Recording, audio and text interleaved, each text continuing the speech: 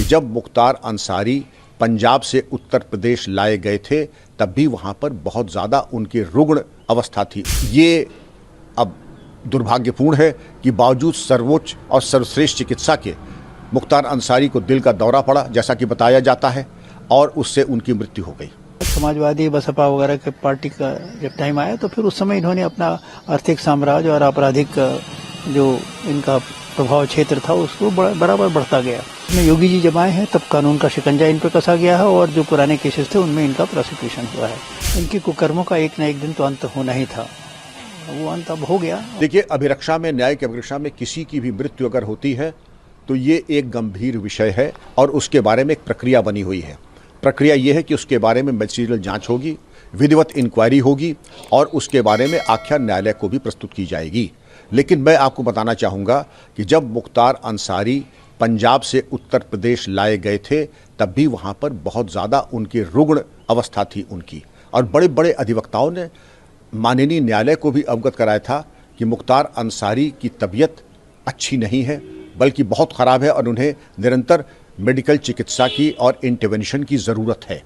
उत्तर प्रदेश लाए गए, अच्छे से अच्छी चिकित्सा दी गई और यहाँ जो चिकित्सा टीम थी, बताए जाते हैं उसमें 9 डॉक्टर्स थे, निरंतर उनका मेडिकल ऑब्जर्वेशन में रहते थे, अच्छी से अच्छी चिकित्सा व्यवस्था दी गई।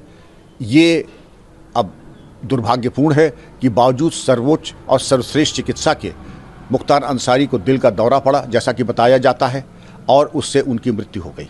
देखिए, मेरे समय में पहली बार ऐसा हुआ था उत्तर प्रदेश के इतिहास में कि जब माफिया के विरुद्ध एक सघन अभियान चला था और मुझे याद है ज्यादातर जो माफिया थे वो या तो जेल के अंदर थे। 2 माफिया पे मेरी पकड़ में नहीं आए, जो और कैसे बच गए वो भी मैं बता दूं। एक तो मुख्तार अंसारी थे, वो भूमिगत हो गए थे, अंडरग्राउंड हो गए थे। वो कहाँ है अता पता उनका कोई नहीं था। आज की मतलब जैसे हमारे बाद में वो मूछ पे ताव देके घूमने लगे थे, वैसी बात नहीं थी। He went underground, he disappeared and nobody knew his address, कहाँ है। तो फिर हम लोगों ने उनके घर की कुर्की करा दी थी। पहली बार उनके घर की कुर्की हुई थी वो मेरे कार्यकाल में। तो ये फिर जब हमारा कार्यकाल खत्म हो गया उसके बाद समाजवादी बसपा वगैरह के पार्टी का जब टाइम आया तो फिर उस समय इन्होंने अपना आर्थिक साम्राज्य और आपराधिक जो इनका प्रभाव क्षेत्र था उसको बराबर बढ़ता गया। और ये तो फिर बाद में योगी जी जब आए हैं तब कानून का शिकंजा इन पर कसा गया है और जो पुराने केसेस थे उनमें इनका प्रोसिक्यूशन हुआ है।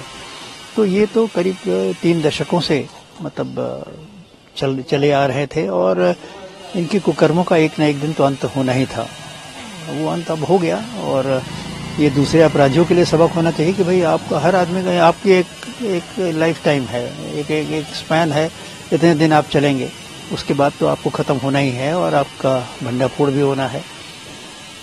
आतंकवादियों का भी यही होता है, 2 से 4 साल तक उनकी लाइफ रहती है, उसके बाद कब पकड़ जाए कब खत्म हो जाए कोई ठिकाना नहीं।